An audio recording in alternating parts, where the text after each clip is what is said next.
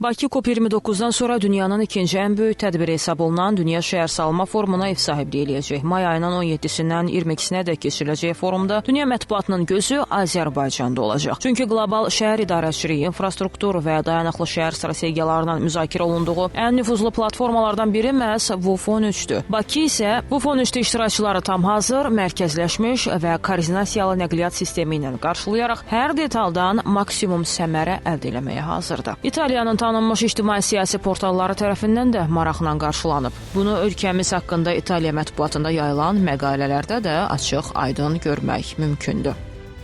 Və İtaliyanın belə deyək, ən nüfuzlu saytları sayılır. Onlar xəbər portalları sayılır.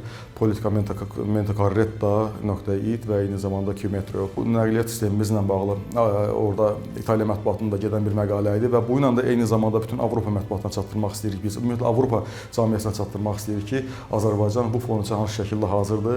Eyni zamanda təhlükəsiz nəqliyyat sistemimiz var. Yəni bunların hamısı bir çağırışdır. Belə deyək, bu hamısı qonaqlar üçün bir çağırışdır ki, daha çox iştirakçı olsun, gəlsinlər, şəhərimizlə tanış olsunlar. İtaliyanın digər mətbu orqanlarında da bu haqqda məlumatlar getdi.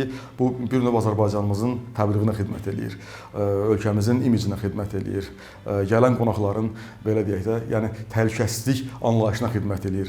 Onlar yəni tam ürəklə gəlsinlər, ölkəmizə istədikləri an gəlsinlər, səfər etsinlər və eyni zamanda da bütün görməli yerlərimizi hamısı birgə baş çəkib onları göstərə bilək.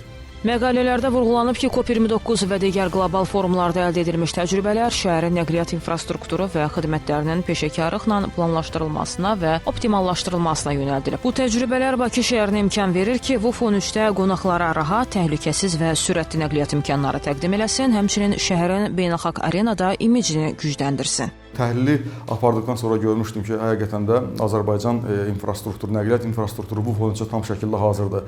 Burada bu fon üçün əməliyyat şirkətidir, Aynadır, Bakı Metropolitenidir, Bakı Taksidir. Bunların hamısının birgə fəaliyyəti və əməliyyat şirkətinin belə deyək, koordinasiyalı şəkildə fəaliyyət göstərməsi artıq bizə onu deyir ki, bizim şəhər nəqliyyatımız bu fon üçün keçirilməsinə tam şəkildə hazırdır. Bilirsiniz, bu nəqliyyat sistemimiz eyni zamanda bir daşıma deyil, bir sərnişin daşıma deyil, bu bir xidmətdir, bu bir mədəniyyətdir.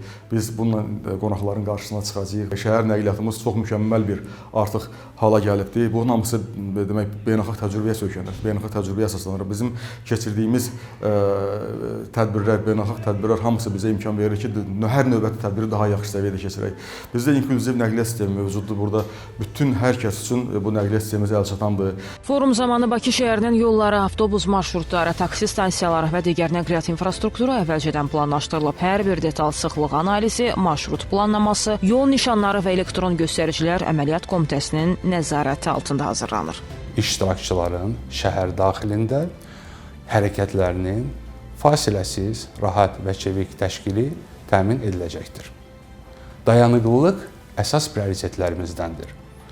Məhz bu məqsədə uyğun olaraq tədbir çərçivəsində tədbirin keçiriləcəyi müddətdə elektrik avtobuslardan, ekoloji cəhətdən təmiz avtobuslardan, elektrik taksilərdən və Bakıda artıq mövcud olan mikromobillik zolaqlarından istifadə planlaşdırılmışdır.